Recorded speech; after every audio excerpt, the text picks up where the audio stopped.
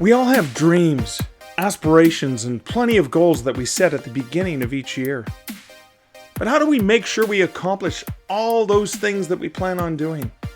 How do we turn those ideas, those goals, those to-do lists into actuality? How do we become effective in our own productivity? If you're looking to start the year off with takeaways on how to have a productive 2020 in your own writing, then this episode is for you.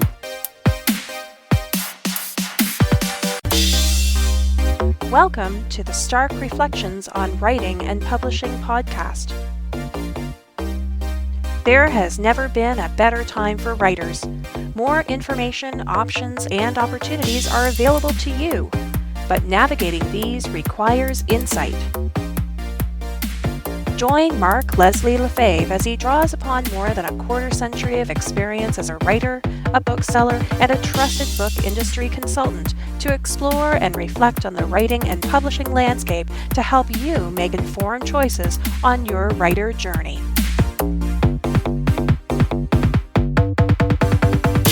Hello, Reflectives, and welcome to lucky episode 113 of the Stark Reflections on Writing and Publishing podcast. This is your host, Mark Leslie Lefebvre. This episode features a live webinar panel discussion that I moderated in early January with the authors M. Jane Colette, Tracy Cooper-Posey, Andrea Pearson, and Talena Winters. They have all mastered productivity in different ways. And as I attempt to learn more about how to be a productive author, I ask them questions and solicit tips from these masters on productivity. And I imagine that the things that I learned are also going to be helpful to you. But before we get there, let's hear a quick word from this episode's sponsor, Findaway Voices. One of the great things about using Findaway Voices is being able to create and manage giveaway codes for different retail platforms.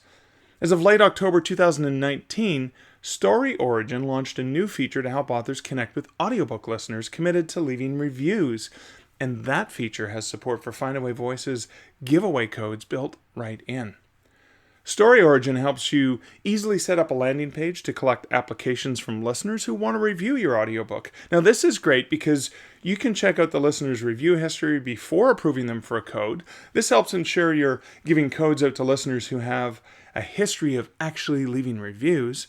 And Story Origin automatically follows up with listeners who haven't left reviews after 2 weeks. It's one less thing on your own to-do list. It's long enough, isn't it?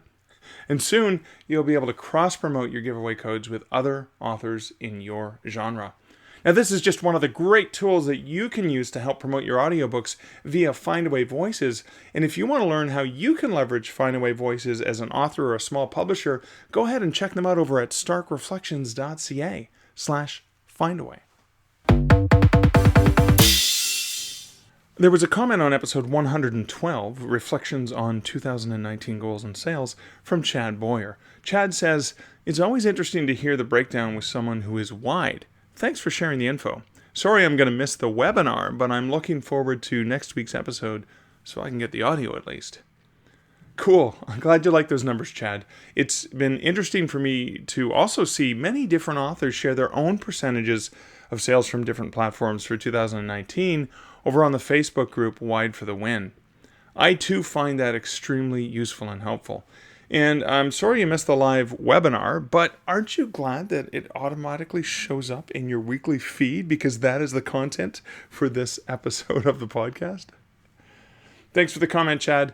If you have any comments to leave, go ahead and leave them on this episode on starkreflections.ca. Now, I will be asking a question at the end of this episode, asking for your own thoughts and reflections, and I'd love to hear them and read some of them in a future episode. You can comment there at starkreflections.ca. You can email me at mark@markleslie.ca, or you can @ me on Twitter at markleslie. In terms of a personal update, I just turned in Pulp House magazine. This was a special guest issue of Pulp House magazine, and the very first guest issue that Dean Wesley Smith has ever done, or guest editorial issue, I should say, of the magazine. And I had to write the introduction for that. And this is something I had put off for months. And part of my problem was imposter syndrome. And I share the introduction that I wrote in a very special patron-only episode of the podcast that actually went live on Thursday, January 9th, which is today when I'm recording this. It's the kind of episode that you can get if you're a patron to the podcast. And for as little as $3 or $5 a month, patrons will also receive very shortly the very first 2020 Reflections on Other podcast episodes, where I reflect on a Question the Premise Quitcast episode from Becca Syme, where she talks about procrastination. So thank you to all patrons for supporting this podcast over on patreon.com/starkreflections. Look for the episode I just mentioned about Pulp House Magazine, as well as very soon you're going to see the one reflecting on Becca Syme's podcast as well. And stay tuned to the end of this episode where, thanks to all of my amazing patrons, I'm going to be offering a chance for you, the listener, to win a print copy of a great book on productivity that can help you as a writer. And that's special thanks to all my awesome patrons. But that's enough of the introductory matter for this episode. Let's get right into this fantastic webinar on productivity.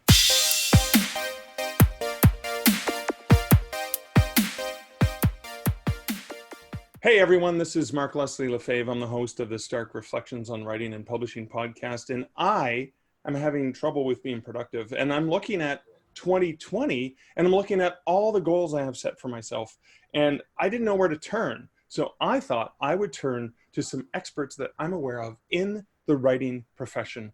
And today we have Talena Winters, we have Tracy Cooper-Posey, we have Andrea Pearson, and we have Jane Colette. Ladies, welcome to the show. Hi, Mark. Thank you. We're going to get into productivity, but I want to start off by letting the viewers of this webinar or the listeners to this know a little bit about you and what you are going to be able to bring to productivity here. Can we start with Talena's in my top left? We'll start with Talena. Okay, hi. I have only been publishing fiction for about 5 years. My mind just went blank. So I have 4 fiction books published, but I also write for a quarterly magazine, and I'm a knitwear designer and a piano teacher, and I have 3 teenage boys and a husband. I'm also married, and he has a full-time job, and we live on a hobby farm. So oh God, now I feel inadequate. Oh, crazy. I'm so intimidated by you half the time. Anyway, so that's what I do. Awesome. Well, Tracy, since you jumped in there, why don't we hear I'm a little sorry. bit about you? Yeah, I have been publishing fiction since 1999, so I think that's I've just hit my 20-year mark. Just published title number 172. 172? Yes. Okay. The The last time I talked to Tracy, she only had 100 books out, and I'm pretty sure that was like in August. Yeah, that's if I'm just counting novels, I've just put out number 108. But if you combine the novels and the short stories and blah blah blah blah blah, I'm up to 170 plus all the box sets and stuff like that. So it was a bit of a cheat there. Sorry, Jane. I currently put out a title once every 4 weeks. And I also run, actually that's not true, that's just under the Tracy Cooper-Posey name. I also write straight science fiction under another pen name, and I put out a title every 6 weeks there. And I also run the Productive Indie Fiction Writer blog, where I talk about productivity. So Because you're not productive at all, apparently. No, Oh, compared to Talena, I'm a slacker. I don't have 3 teenage kids and a hobby farm, and I'm very focused. Okay, Jane, what about you? Let's hear some. I knew you were going to make me follow Tracy. So we all had a brief exchange on Facebook when we saw the lineup, and I thought it would be helpful to share with listeners that we all have like massive imposter syndrome, right? Like we kind of look at each other's bios and accomplishments and kind of go, I suck. Like, why am I here? Who invited me to be on a panel with Tracy Cooper, a book every 4 weeks, Posey. So I, like Talena, actually, I had my first book published. Yeah, it's 2020, 5 years ago in 2015. So that was my first fiction novel. Before that, I was a full-time freelance journalist. And so I've actually never had a real job. I've always written. I've also had I have 3 children, and I had them very young. And I have photos from when they were babies, and I've got like a baby on the boob, and I've got like I'm typing on the computer. I've got a phone. One of my favorite stories from those days that I don't really remember is I was hunting an interview, and the guy finally called me back, and I was in the middle of bath time, and all I could find was a purple crayon, and I transcribed the interview like on my leg. Oh, God. With purple crayon, because I didn't have time to look for paper. So right now I juggle writing fiction. I have 4 full novels out, some novellas, a bunch of short stories, and a few nonfiction books. I still try to keep my byline alive in journalism. And as I mentioned earlier, I now teach at a journalism school part-time. One of my kids is kind of high needs at the moment, so that's a big thing that I carry.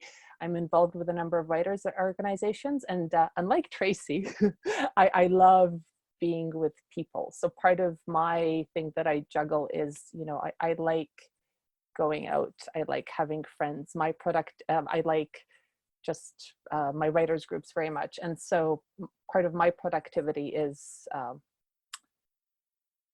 it needs to meet that need as well. Excellent. Wow.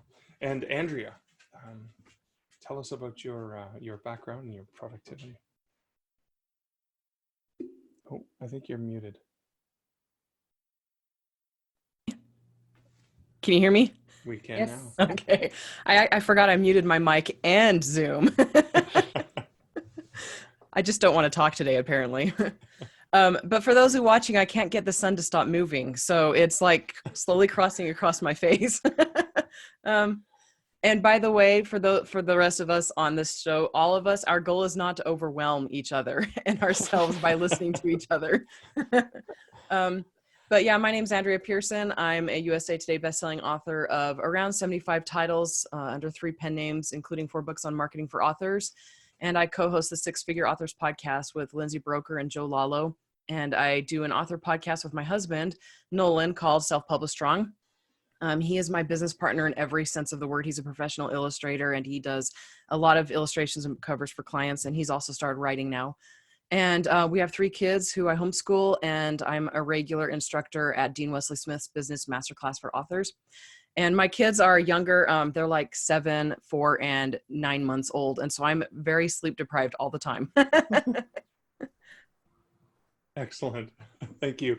So as you watchers or listeners can tell, I'm hanging out with a veritable powerhouse of women who do some amazing things. They're producing some amazing content, and they're balancing a lot of different things. So the first question, I'm going to throw this out there, is why is, and I ask this as a novice who doesn't get much done, actually comparisonitis sets in and I go, oh, okay, so I basically did nothing last year, according to what you guys were up to. But why is productivity important? And is it important for a writer to be productive? And anyone can just jump in if you want to start with that. I think Talena's on mute, so we can't hear you. I'll have a stab at it. Right. Particularly for indie authors, particularly if they're writing fiction these days, being productive is, well, the more books you put out there, the more money you make. It's Okay. been pretty much demonstrated by everyone out there that if you can put at least 4 books out a year, you're going to stay engaged with your fans and readers. You're going to sell more copies.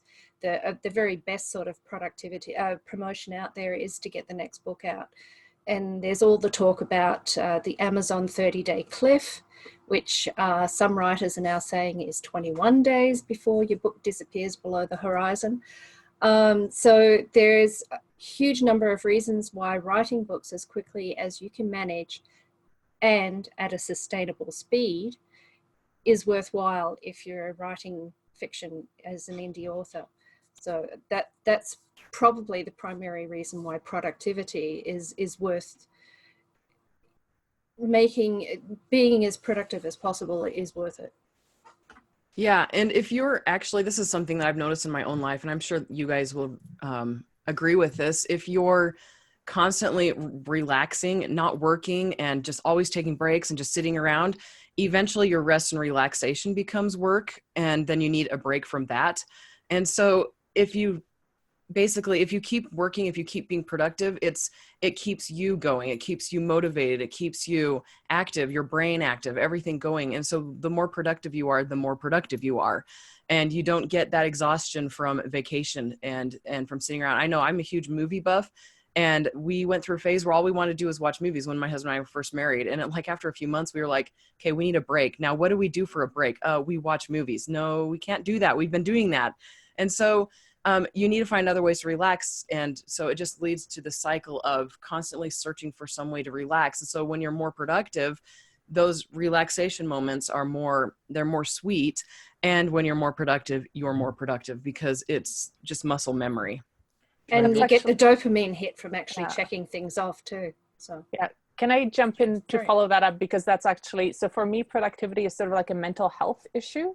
I find that, and I don't know whether it's innate or taught, because I have been working at home and in chaos and without the kind of like Monday to Friday, 9 to 5 structure of any kind most of my life, right? And when I give myself achievable goals, and when I have defined times during which I'm putting words down on paper or where I'm getting things done, and then just as Andrea said, then I'm done, and then it feels so good. But if I'm just, yeah, inertia is scary. And I think for a lot of authors too, a lot of creative people, when we're not producing, when we're not creating, the voices in the head are still there, right?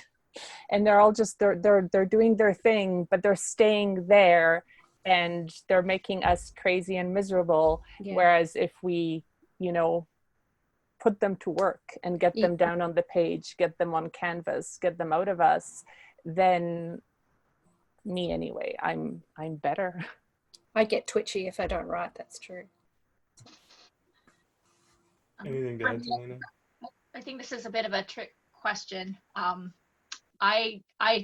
so driven by productivity. Even my relaxation times, I'm productive. In fact, I have to tell myself, this is something I do just for fun. I can't turn this into a job or a business. Yeah. So I have things like that, like I sew, and that's something I learned to do when I was quite young, and it's still the thing that I have tried to turn it into work at one time or another in my life, and I still go, no, this is what I do when I want to just do nothing. I still sew. But yeah, that's why I actually have all these different things. I started designing knitwear simply because I love to knit, and we didn't have a lot of money, so I needed a way to be able to afford yarn, and people kept asking me about my designs, so I started publishing them. So that supports my yarn habit. So yeah, like even things that I really enjoy doing, even watching television, I have to be productive. I'm knitting while I'm watching television. I made a whole pair of socks over the holidays. So yeah, it just, to me, being productive is really important. And I actually kind of envy people who can just relax. One of my sons he is like the opposite. He could just like literally sit there and do nothing and be totally happy. And I don't really want to do that, but I kind of want to motivate him. But I do really admire people who can be calm. And it's something that I've been working on for the last several years. I have to work on being not productive. I want to go back to something Jane alluded to. You alluded to the days of the week, and so that made me think of something. Is this now? We all work from home for the most part. I know Jane teaches outside of the home, and obviously Andrea talked about going in and teaching a workshop in Vegas as well. So I know we do those things, those author events, and those other things that we do. But for primarily when you think about your productivity as a creative person, as a writer, is this a 7-day-a-week thing, or is it a Monday to Friday? Like, how is that? Is there a way that you define it differently than you would if you were thinking about corporate? Can I jump on that one? Because Please, this was actually a topic that I've been struggling with just over the Christmas break. I was looking at my 2020 schedule, and last year and for the last 3 years, I've been writing full-time from home since December 2015. And for me, one of the fear is a factor there. The idea of having to go back and get a day job makes me feel quite ill, the idea of it. So it's a huge motivator to get a lot done. And for the last 3 years, I have been technically writing 6 days a week, but usually in practice writing 7 days a week, or being involved in the business 7 days a week. And just this Christmas, have reset my schedule, and I'm trying to actually do just not 9 to 5, because my days are usually 10 or 12 hours a day, but just Monday to Friday, and then actually try to have a life on the weekends. I don't know how that's going to go. I'll have to get back. I'll have to report back to you. But I think if you're doing it 7 days a week for 12 hours a day, like I do, you will eventually hit a burnout point where you just can't get anything done. You have to find the level of productivity that is sustainable in the long term. I mean, anyone can write a book in 7 days. They just have to go without sleep and eating and stuff like that. They can knock themselves out and get that book done in 7 days. But you can't do that for a year. You can only do it for that 7 days, and then you've got to stop and recover. So I think that the productivity, there's efficient productivity, and then there is like pedal to the metal, rivets popping and everything shaking. And I think that's too fast. I think that's too much. There is a point where you have to pull back, and you have to find that level of long-term sustainability. Yeah, my Sundays are generally, because I have a lot of family that live close by, and that's the only day my family doesn't work or doesn't have something going on. And so that tends to be the day that I'm like, you know what? I just need a day where I spend time with my kids, my husband, or my siblings and parents. And so I found that it does help refresh. And I've kind of gotten to the point where if I do anything work related on Sunday, I feel guilty that I'm taking time away from my kids, because I do that during the week, and so Sundays and sometimes Mondays, my husband doesn't work on Mondays. And so Mondays I tend to do my podcast, both of my podcasts, and then things like this on Monday. And then I try not to do writing or revising on Mondays, because that burnout, you experience that if you're constantly pushing. And I mean, you kind of have to have a period where you constantly push, because if you don't have materials to promote, if you stop, you drop, and so you have to have a balance. And so you push really hard in the beginning until you have enough product out where you can take, the time that you need to relax and to find other ways to make money with what you've already done.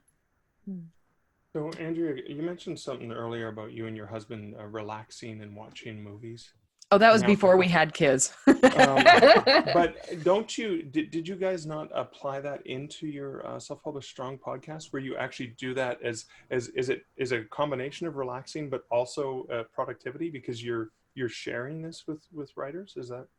Yeah, pretty much. I mean, my podcast, what we do in there, we watch a movie and then we take it and apply lessons on writing to authors, basically. So Birdemic, if you guys know what that is, or Sharknado, or, Inception, just movies, that either people would hate to watch, and then we explain what they did wrong. And then movies that people love to watch, we explain what they did right, or just fun movies, And so, like we love movies so much, we discuss them already. So we decided to just record ourselves discussing them. And we're kind of on hiatus from that right now, just because my husband's had a schedule change. And so we're only doing about once a month right now. But basically we took our movies. That's kind of a bad thing too, when you take your hobby and want to make it into work. But if you're just recording those discussions anyway, if you're going to be having them anyway, so that's been fun too. Thank you. Ladies, any other thoughts on that combination of taking something that you did for relaxation or passion and then adapting it into that part of that productive lifestyle? Have any of you done that as well? So I've tried very hard not to, just like Talena. I try to keep because I actually sew and quill and do beading and all sorts of things too. And it's very easy to get carried away and think, oh, I could do these and I could sell them and I could go to markets and stuff like that. And I'm just, no, this is for relaxation. There's so many things you can do. You got to pick your priorities, I think, and you've got to leave something on the table that's just fun. So. Okay. Awesome. including That's my dog joining the call. I'm fairly unidimensional. I write and I have no other skills or interests except for reading. But one of the things I've had to do is I have a blog. I have 2 or 3 blogs. One of them is my author blog. One kind of does another thing. And I have one that is purely my creative playground. I have, it has really good traffic, it has really good engagement, and I have actively resisted monetizing it in any way, because I need to have one place where I can just go and play with words. And not think that, well, is this a financially efficient use of my time? Is this post going to get good traffic? Am I going to get money? Like, I need that place that's just play. I think that's really important for all creative people. Okay. Thank you. Now, when we think about productivity, are there different ways of measuring productivity, and how would you measure your own productivity? I can jump in again, but I don't want to unless somebody else. Go for it, Tracy. I talk about this a lot on the Productivity Fiction Writer. In fact, I encourage anyone to sign up for the newsletter there by giving them my writing schedule template and my production schedule template for them to figure out their own productivity. And those are the 2 tools that I use to measure if I'm actually hitting my marks or not. The production schedule is simply a list of titles that I'm going to publish for the year on the dates that I'm going to publish them. The writing schedule is what makes sure that I hit those dates. And so I always know exactly where I am in as far as that schedule is concerned. I know if I'm going to hit my deadlines or not. So that keeps me honest. That keeps me at the grindstone. Okay. And for me, my thing is, you can't always go by your to-do list because you'll almost never finish your to-do list.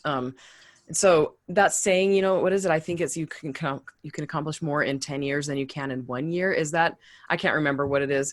But I feel like that applies to days and weeks too. I usually accomplish more than I feel I can, or than I think I can in 1 week than I do in a day. So I usually overachieve or over a schedule for a day, but then throughout the week I get more done than I thought I could. So I measure productivity on a weekly basis. And so how well am I keeping up with my to-do list throughout that week? Are my kids still alive? Did my husband and I have, time away from those kids, And so I think it's going to be different for everybody, but you have to find what works for you and what works for your system, and basically what makes you feel like you've accomplished something. For me, I look at saying, have I done something that brings me closer to my goals? So I look because I have specific, a kind of a plan of how often I blog, on which blog. I have like this quarterly kind of schedule because of the quarterly magazine. So then I have times where I'm really busy with that and times when I'm not, and I kind of work that. So I look and see, well, how many words have I actually produced? How many, am I closer to my goals? And sometimes I you have to reframe what you consider to be a productive activity. I actually now consider reading fiction to be productive because I'm constantly studying to improve my craft. And I just did my year-end roundup. Last year, I read 32 books, and I'm very busy. And I'm not a very fast reader. So that to me felt like a lot. There was, when my kids were young, I was lucky to read 1 fiction book a year. Last year, I read 11 fiction books, and I was quite thrilled with that, actually. But most of those books were things that I'm like, okay, I want to study this genre. I'm going to read that. I want to learn how to do that better. And then the other one were all about writing business and writing craft. Anyways, and then the other thing that for measuring productivity is I actually spent a lot of time in the last 4 months kind of actually doing the whole spreadsheet thing and learning a lot about how I spend my time and how I need to spend my time in order to create income enough to fund my writing career, because it's not, I feel this is where my imposter syndrome sets in. My writing career is not paying for itself yet. The fiction isn't. My other writing is paying for the fiction, let's put it that way. And so, yeah, I kind of had to look and see, well, how much time can I afford to spend on social media? Oh, 20 minutes a week. Great. So, so that's what I do. You know, I look and I'm like, okay, well, I have to spend 20 hours on income generating events in my week to spend, and then spend like another 20 hours on writing, and then the other 20 hours on like marketing and admin and all that stuff. And if I don't have a balance pretty close to that, I'm not going to be able to move ahead. I'm going to be frustrated.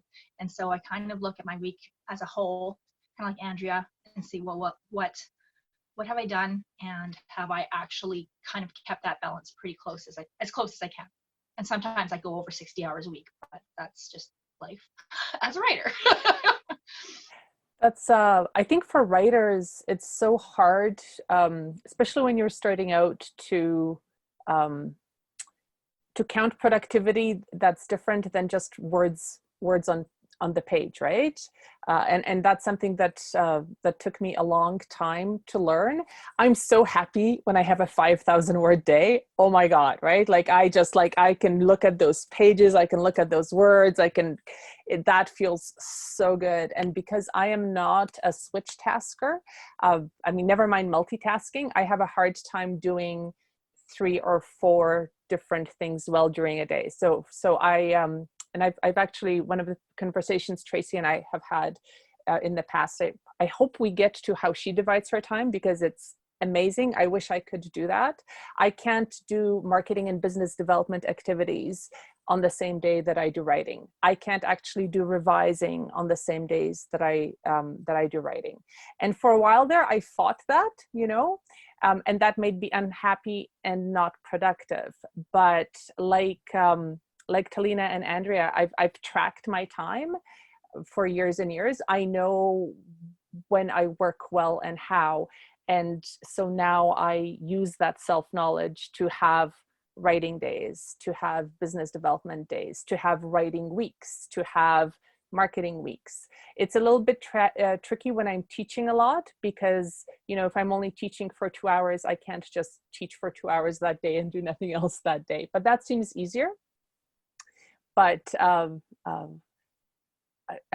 would say maybe the happy, productive writers recognize that productivity isn't just getting words down on the page. This is also productive, right? This is helping our brand. This is helping our careers. This is helping us build relationships. It reminds me, what you're talking about is a little bit Stephen Covey's quadrant of the 4 corners.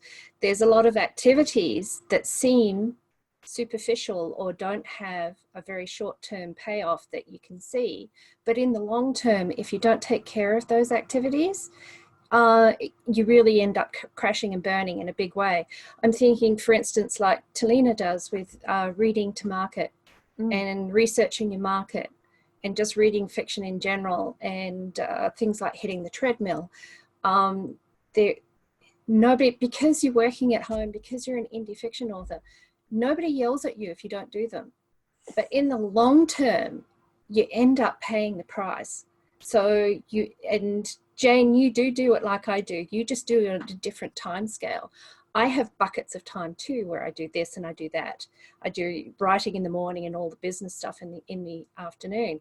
You're doing the same thing, but instead of it just being a morning, you're doing writing for like 3-5 days, or you're doing marketing for 2-3 days. It's just your buckets are bigger, but it's the same idea. You're using discrete chunks of time to do certain functions. Yeah. But when I was trying to do it like you do, right? When I was trying to give myself buckets in a day, that was not working for me. So I think maybe my attention span is just like longer, or, you know, I don't reposition. And I think this is a conversation that we often have in different circles, that people who are trying to find a productivity path or an organization path, or, you know, a writing path, come to someone who's doing it well, and they say, teach me. And we go, okay, first you need to know yourself, right? What works? Yes, it is. It's purely personal. Will not work for you. Yeah. And that's the thing, is if you study productivity for a long time, if you do it exactly the way that the gurus tell you to do it, like if you follow Dave Allen's get things done down to the last letter, probably won't work for you because there's some aspect of that system that just it throws chinks into things. So you end up picking bits and pieces out of everyone else's productivity systems, or picking up hints or not picking them up, or different tips and tricks and stuff like that. You end up with a very personalized productivity system that works for you and your personality and how you work. So can I get into that a little bit more, because I'm trying to figure out, how would a person who's trying to be more productive, how would they figure out those buckets, whether they're hours of the day, whether they're days of the week? How does that, and I know it's going to be personal, but how does somebody get started on trying to figure that out for themselves? Well, the very easy, I've found it's a very easy formula. If you figure out how much spare time you've got, you have to track your time to start with. That's it. For a week or two, log your time, find out what it is you're blowing your time on. What is it that you're doing in that week? Then what can you clear out and not do? What can you get rid of? What can you trade up? What can you stop doing? Once you figure out how much spare time you've got for all your writing activities, and I'm not talking about just the actual writing, putting words on paper, I'm also talking about all for indie fiction, there's all the business aspects that go into it as well. Once you've got all that spare time, let's say you've got 30 hours a week to do that writing business, you chop it in half. Half of it is for writing and producing manuscript, and I include plotting in that as well. The other half is for everything else that goes into getting books out there. The administration, the formatting, the marketing, the networking and outreach and stuff like that is all the other 50%. And then you split up your time into the buckets like that, and then you just do that for 2-3 weeks and you see how it goes. You pretty soon get an idea whether that's going to work for you or not. And then you just start tweaking to suit your system after that. But it requires tracking your time to start with. That's the key. Yeah, I have a kind of addition to that. I start when I teach organized creative. I really get people to start at the top. You know, if you don't have the goal, if you don't know where you were going, it's very hard to make any kind of like sacrifice or commitment, right? So yes, know why you're doing it. Yeah, know why you're doing it. Yeah. And then like Tracy, I'm a huge fan of tracking. Figure out where the heck your time goes. Don't try to change anything, but make this commitment to seeing where it goes. And I can't remember if you actually asked this question earlier, Mark, or if you sent it to us, but I think it was sort of along the lines of how do you figure out when you're productive? I used to think that I was like a night productive person. And when I started tracking my time, I figured out I'm not. I just piss away time in the evening. And you know, people tell you that you're most productive in the morning. And I remember when I tried to like get up really early and be productive in the morning, I'm not. I just sit like a zombie and drink my coffee and wish that I was back in bed. But you know, sort of between 9:30 and 1:15, I'm on fire. And it comes back to that self-knowledge thing, right? I'd love to hear from Andrea on this, because she's in that space that I was in for a very, very long time, until quite recently, where knowing where your time went, especially with small children, was, you know, like the day was over and you were like, oh my God, what happened? You know, you guys talking about monitoring time, I'm just like, discouraged. Because I'm like, you know what? I feel like I'm not getting as much done during the day as I can. I'm gonna do that. I'm gonna monitor where my time's going. And it was all going to like diapers and cleaning and feeding, and which, you know, on one aspect, that's really discouraging as a business owner. But as the mom, you know, I'm like, you know, this is a small phase of my life. My kids they're tiny right now, and they're not gonna always be tiny. And I'm still able to be productive around that, you know? And so I don't let myself worry about where each individual block of time is going, because if I do, it just really, it weighs me down too much so that I can't be productive. But I mean, for example, you guys were talking about posting on Facebook, and I didn't even know Mark had posted about this on Facebook, because I haven't been on Facebook in like probably a week. I mean, I go to the Six Figure Authors group and then my Book Club Promotions and More group, but it's too difficult for me to track my time. It's too discouraging to me. And so instead I just focus on each little each hour, especially with a baby, you know, his schedule is by hours, you know, and by half hours. And so I'm like, okay, change his diaper, feed him, put him down for a nap, wake him up, or he wakes up, whatever, and then feed him, play with the other kids, homeschool, all that. That's how my day goes. And so I just fit work in and around that. And actually, I think Mark had a question. I'm just going to answer his question right now. His question was, you can't be productive all day, can you? And my answer is no, I can't. But so the best time of day for me to be productive is when my kids aren't climbing all over me, but I actually do get work done with my kids around me. I dictate. I don't type by hand because I actually broke my finger a few years ago and it tore ligaments and I was supposed to have surgery, but they're like, the chances of success in that surgery is small because the ligaments were so small. And so I had to learn how to dictate. But for me, it depends on, so I'm able to dictate. I put that in throughout the day. I revise throughout the day, you know, and I do marketing throughout the day, but it basically, all of it depends on how much sleep I got the night before. So my baby, he still wakes up. He's very underweight. We're having a hard time getting him to gain weight. And so he does not sleep well. He's pretty cheerful, honestly. He just wakes up to be fed 3 or 4 times, sometimes 5 times a night. And so it doesn't matter how much he eats during the day. And so if he wakes up a lot at night, it takes me several hours to get going during the day. And I'm a morning person, but when you only get 3 hours of sleep at night for several nights in a row, you're sluggish. It doesn't matter what you do, you know?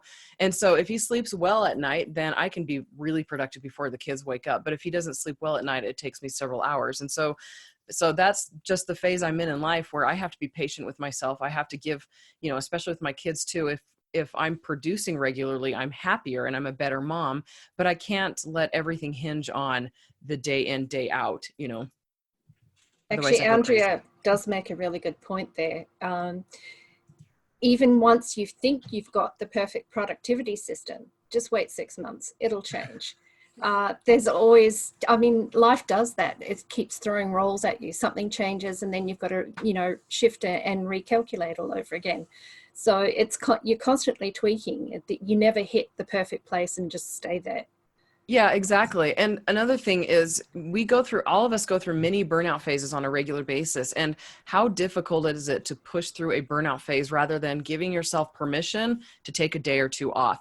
If you give yourself permission to take time off, your time off is more productive. You're able to recuperate better than if you're trying to push really, really hard. And so, I mean, you know, you're not going to be functional until you've rested. So why not just say, hey, go sit for like a day. You know, some days are movie days and I tell my kids, we're watching mommy movies today. And that means we're watching like Pride and Prejudice and like chick flicks, you know, You've Got Mail, things like that. And then that's what we do all day. And I will even take off time from homeschool to focus on us just relaxing together as a family. And then that helps me be more productive, you know, the next day.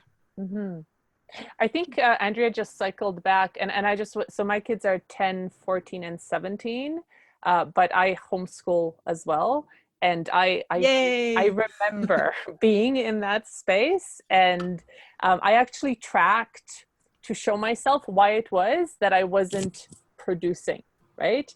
Oh my God, I got nothing done today. Well, actually, I did a lot. It was all, you know, diapers and cleaning up vomit because everyone had stomach flu.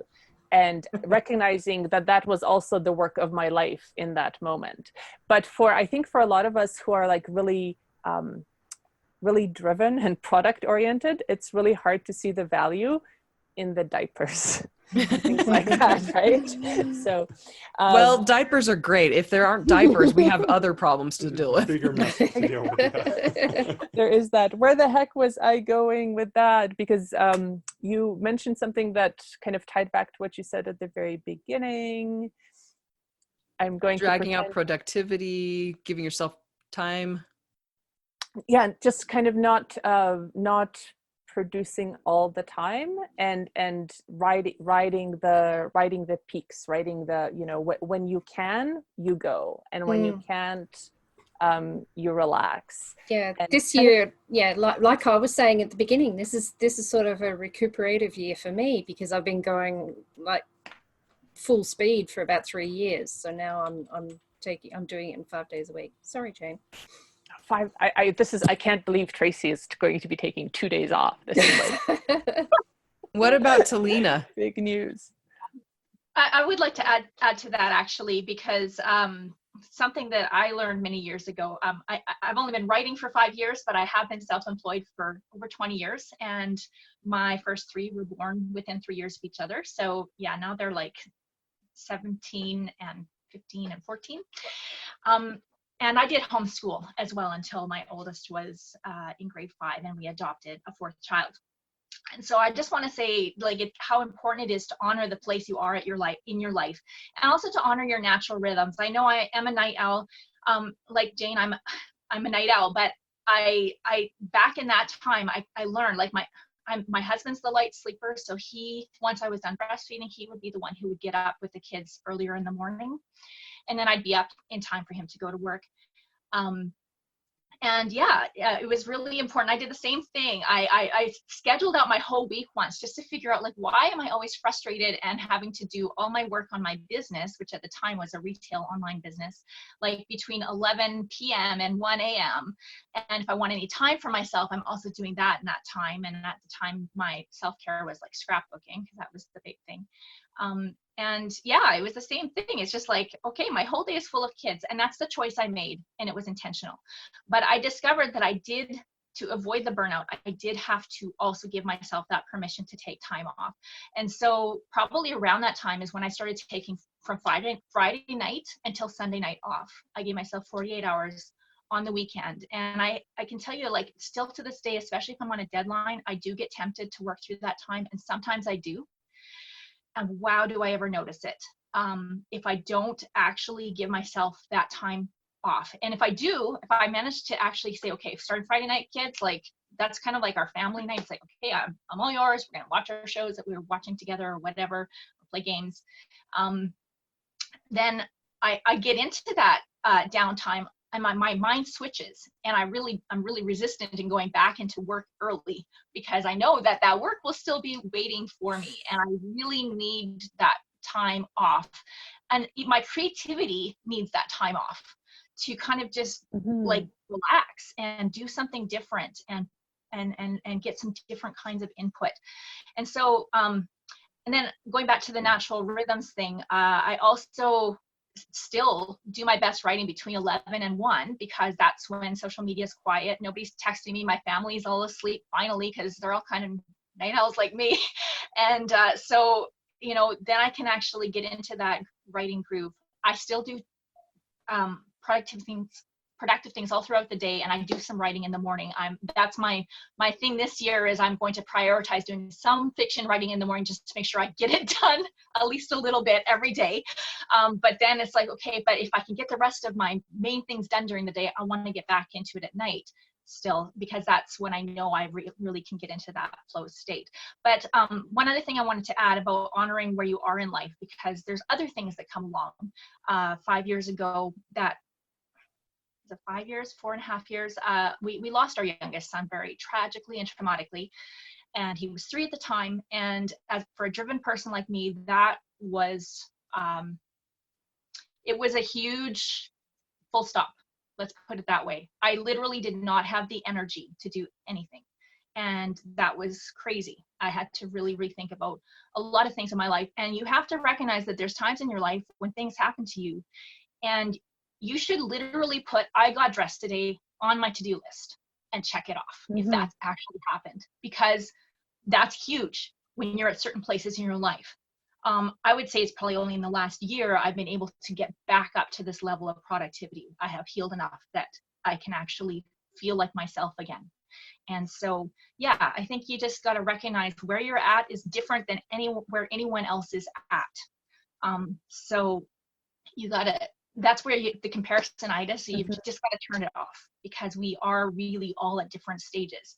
We've all been building our careers and our businesses through different life stories that have affected it. Okay, so yeah, that's my 2 cents on that. I'm glad you mentioned that, because I think respecting yourself, respecting where you are, respecting that balance in your life. Like, we all have things in our lives. We all have family members or little people to take care of, or diapers, or other priorities that aren't necessarily producing and writing. And I love the fact that all of you have talked about that, the importance of balancing that, of respecting yourself enough to know when you can be productive, when not. Wait, Mark, Yeah. Mark, you have diapers you have to worry about? Not anymore. Well, my own diapers now, but my 15-year-old not so much anymore as he used to. Speaking of tools, because a diaper is an amazing tool. That was my little segue. I wanted to know if there are any tools that any of you have found actually effective in terms of helping you with your productivity. Like a diaper is a great tool because it contains the mess. Let it go. Okay. Don't move that metaphor any further. So for me, I'm old school. Like I don't use Scrivener. I don't use most of the tools that most authors use. I like notepads and pens, and I have a plethora of them. I also like calendars, physical calendars big ones that I can write on.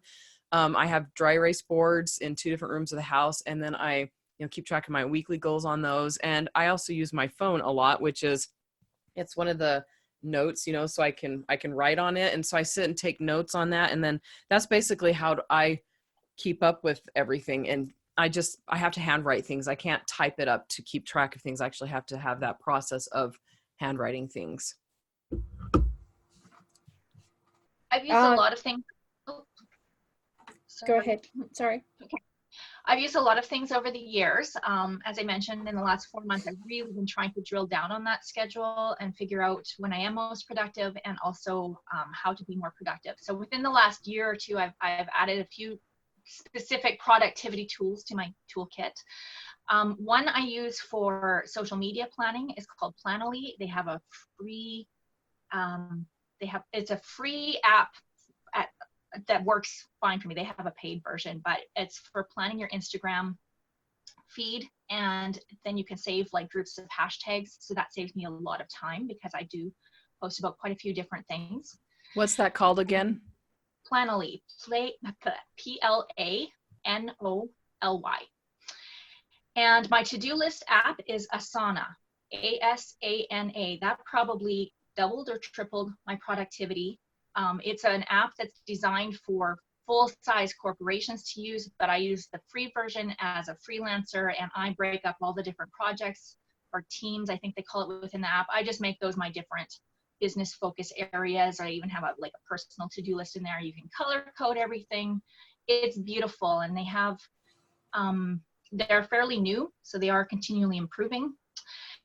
And I just recently started using an app called Timely, which is not free, but they do have a 2-week free intro period. And what that does is it sits there on your devices, and it just records everything you're doing on your devices.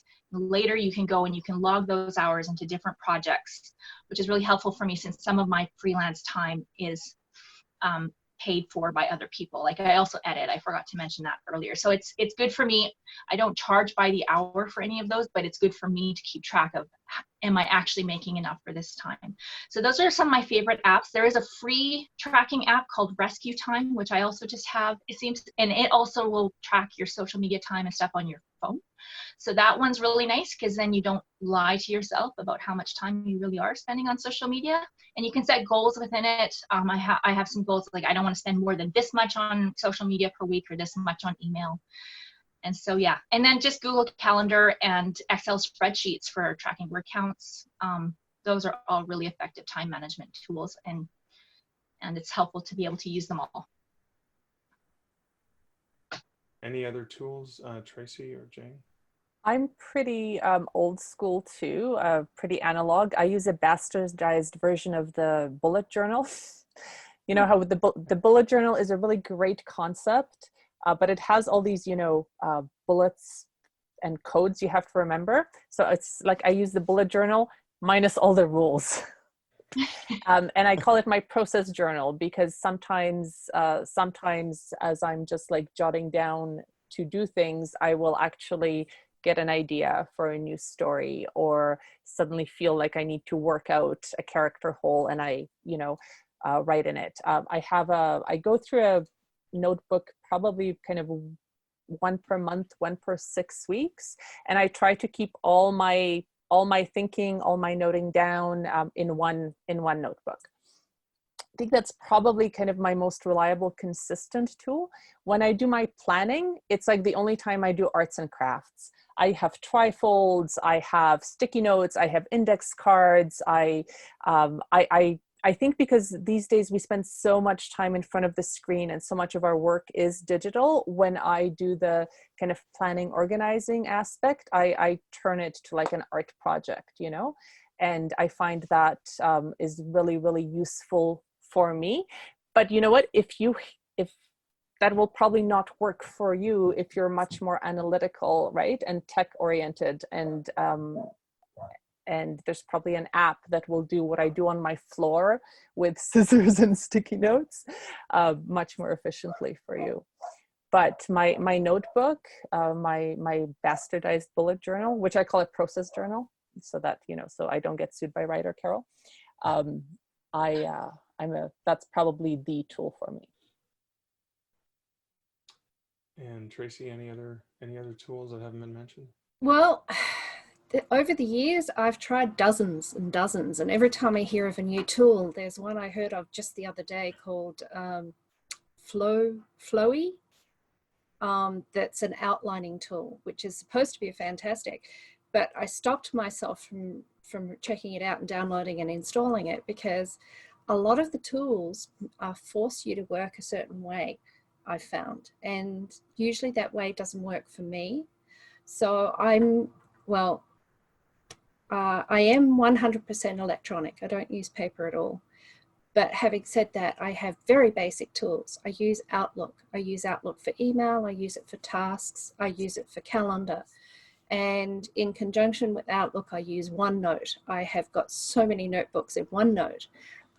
Like Jane, I use notebooks for planning and all sorts of things. But they're the only tools that I really use, because they're 100% flexible, and I can use them the way I need to use them, rather than having to do it the way they think I should do it. Excellent. I like that, and that's a good bit of advice for tools in general. So we've got about 5 minutes left, and there's one last question that I wanted to ask you guys, and this is sort of last thing that a listener or a viewer is going to remember, is what's one thing that someone can do today to help improve their productivity? Mine's really quick and easy. Change your story about yourself that you're disorganized, unproductive, or a procrastinator. Is that story working? Yes, I'm talking to you, Mark. Thank you so much. That was awesome. Story working for you? Is this idea that, oh, you know, I wish I was more productive, I waste so much time, like, is that helping you be more productive? Change that story. You are productive, focused, and creative. And I know it's cheesy, and we get kind of like all weirded out by anything that sounds like affirmations, but we're writers. We know the power of story and words, right? Yeah. If you're telling yourself that you're disorganized and productive, you will be disorganized and unproductive. I like that, actually. Yeah. Sorry, Tracy. No, that's fine. Well, seeing as now that the yellow thing is around me, I'll jump in. The one thing I was going to say is know your priorities. Like Andrea at the moment is focused on children. That's her time, and Talena is still in that space, and Jane is slowly moving out of it. But know what your priorities are, and know what needs to get done every day, and do what you can to make sure that top 3 things get done every day. And if you're taking care of those primary things, everything else can slide. Regardless, I mean, life roles, they throw us off kilter all the time. And as long as if you can get back to focusing, actually, Julius Caesar said this, he's one of the famous Stoics, about as soon as you get thrown off kilter, get back to your routine as swiftly as you can. So that was probably 2 or 3 things. And for me, I would say set goals that have accountability. And whether that's an accountability partner or like a hard goal, I personally like setting up pre-orders because I don't miss them. I know how much time it takes to put into them, and then I give myself a little extra time. And then that just kind of, it's that external accountability. I don't have any accountability partners who shame me enough for me to actually be embarrassed if I report back to them wrong, you know, that I didn't meet my goals.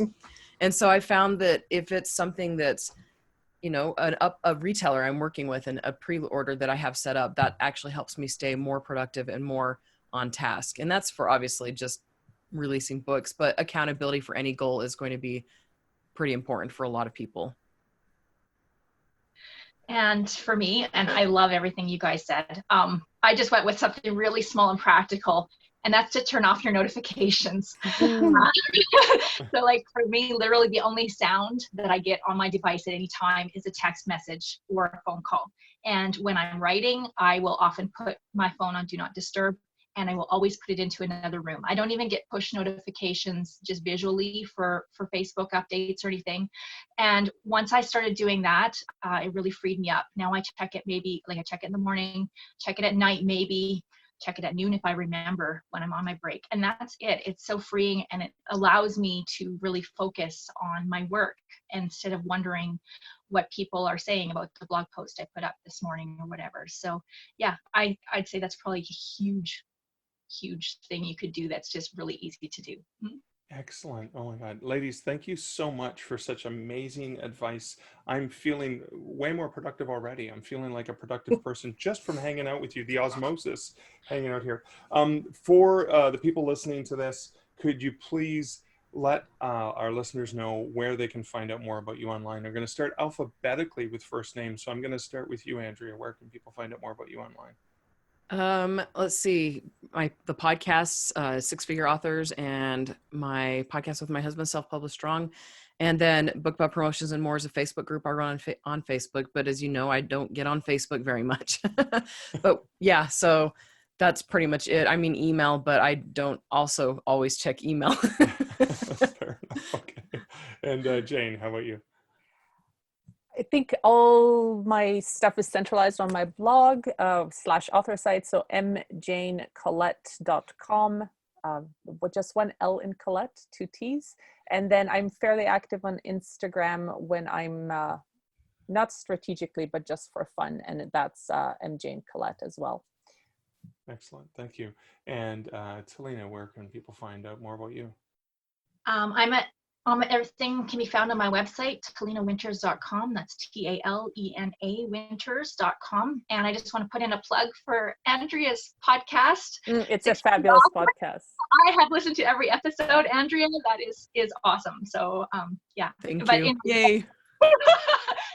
And then I'm also active on Instagram and Twitter and on Facebook at Talena Winters. Thank you. And Tracy, where can people find out more about you? From the fiction, you can find me at tracycooperposey.com. That's TracyCooperPossey.com.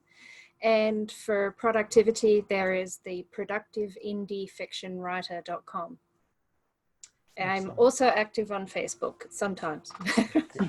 Sometimes you're not releasing 172 books.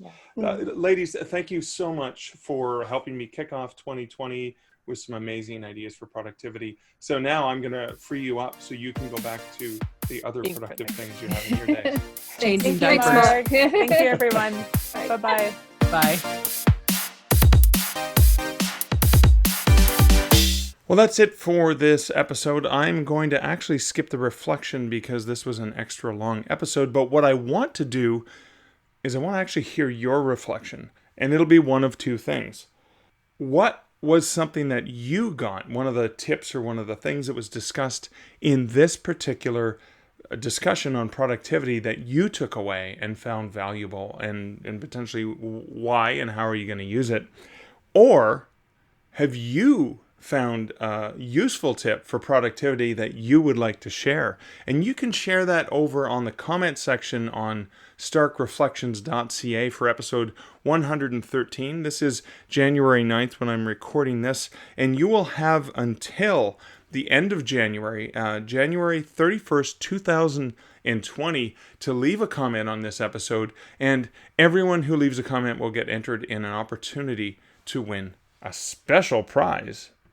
And that prize is your choice of the hardcover or the paperback of Productivity for Authors by Joanna Penn. And the subtitle to that book is, so it's Productivity for Authors, Find Time to Write, Organize Your Author Life, and Decide What Really Matters. So you have a choice of the hardcover or the paperback versions, which I will ship directly to you, no matter where you are in the world. All you have to do is leave a comment over for episode 113 at starkreflections.ca, either sharing your own reflection on something that you valued or learned from this particular episode, or sharing one of your own tips for productivity. I'm going to do a random draw, which will take place on February 1st, and I'll announce that in the next week's episode. Now, this is a special prize thanks to the amazing patrons of the show, and because my patrons are so amazing, all patrons of the show, whether it's $1, $3, or $5 a month, all patrons of the show are automatically going to be entered in a draw to win their choice of a hardcover or a paperback version of Productivity for Authors by Joanna Penn. And so, of course, just by being a patron, you are automatically entered. So there's basically two prizes. One prize for comments on episode 113 at starkreflections.ca, and another prize just going to be going to one of my amazing team of patrons. Well, that's the end of episode 113 of the Stark Reflections on Writing and Publishing podcast. This is your host, Mark Leslie Lefebvre. I have a lot of homework to do. I have to go back and re-listen to this episode and write down some tips and strategies that are going to help me be more productive in 2020. What are you going to do to be more productive in 2020? I hope you enjoyed this episode of the Stark Reflections podcast. Until next week and episode 114, here's wishing you great writing and good Stark Reflections for 2020. Thank you for listening to the Stark Reflections podcast. You can find show notes for each episode at starkreflections.ca.